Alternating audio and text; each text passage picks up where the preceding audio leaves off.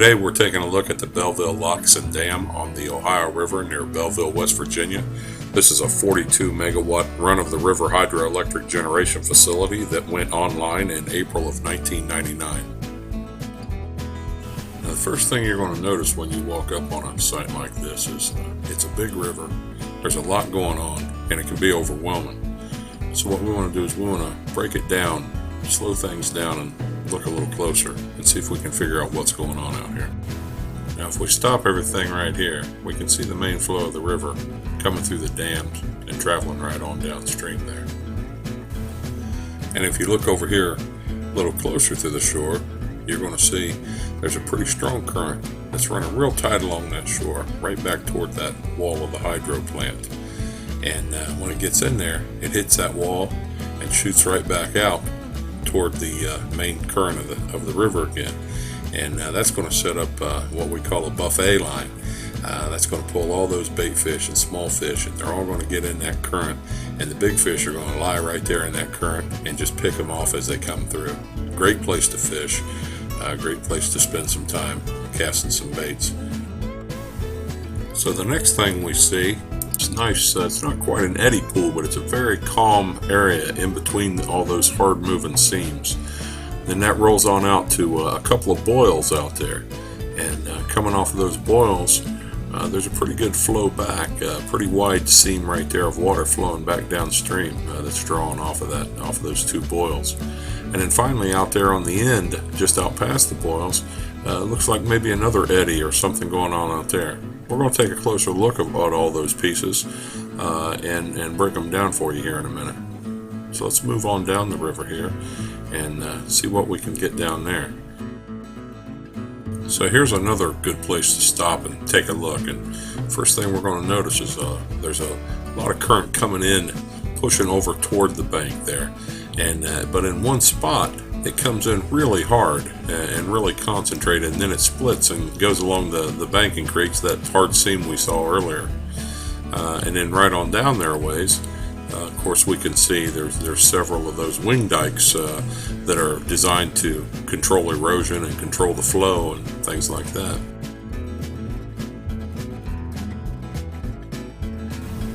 So as we start to look back upstream here, let's take a closer look at a few of those spots we talked about earlier. Talk about how we'd fish them and why we would choose them over other spots, and some of those type of things.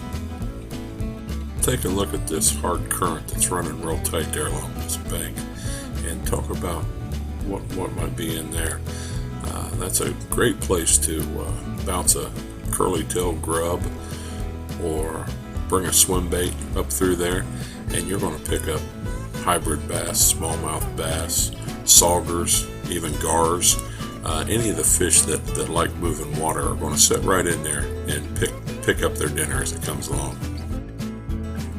So let's take a look at this large eddy area out here, and there's a guy standing there fishing that, and you got to look at it and see how he's going to fish that and why he's going to fish it the way that he is standing there.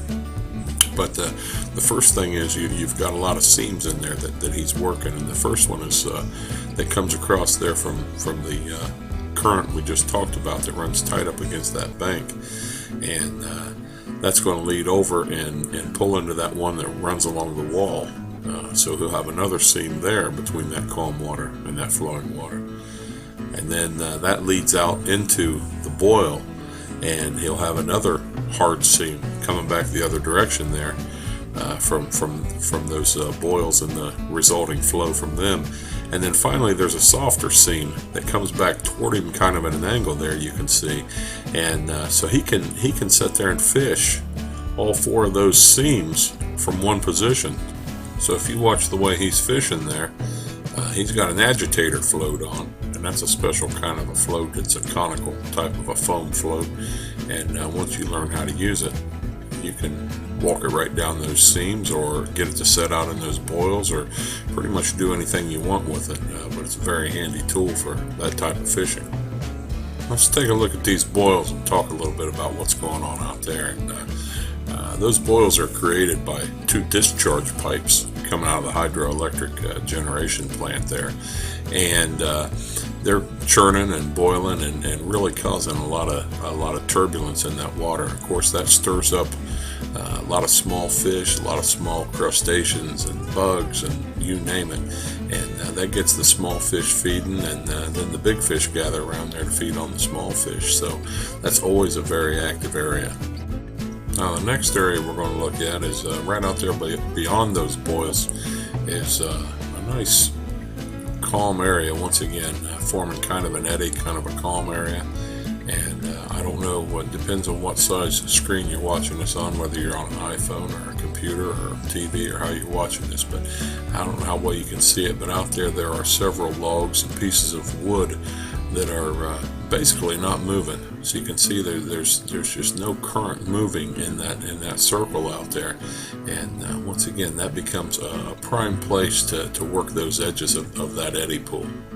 Now we're going to take a look back down the river at that spot where that good current is coming in there real concentrated and then splitting, and that's creating another one of those buffet line situations, and those fish are going to sit right in there where that water's pressing in and let the food come to them. And what you want to do is find that spot where that current's coming directly at the bank and just flip out a grub on a jig or a swim bait or even live bait if you happen to be fishing, and let that come right towards you. Just let that current bring it right to that bank. Let it bring it right to you, and those fish will be sitting there waiting on it.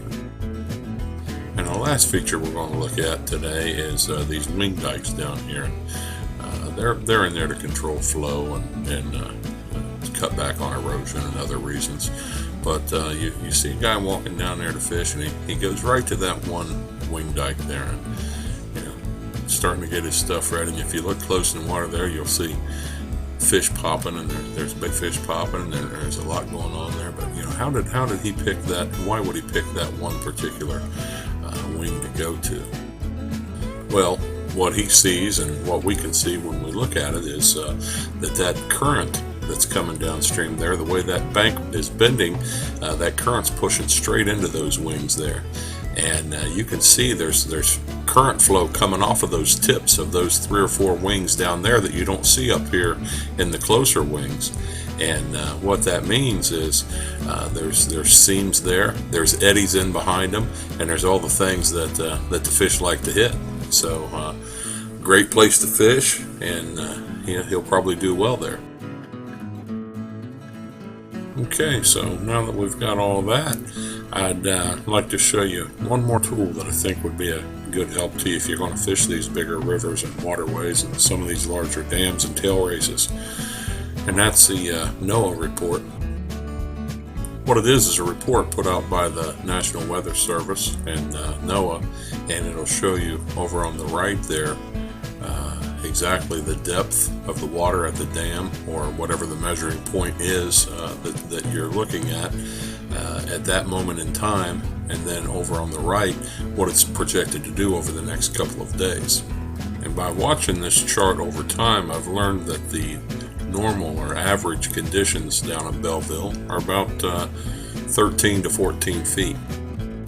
So I can hop online before I'm going to go fishing and make sure that I understand what the conditions are going to be when I get down there.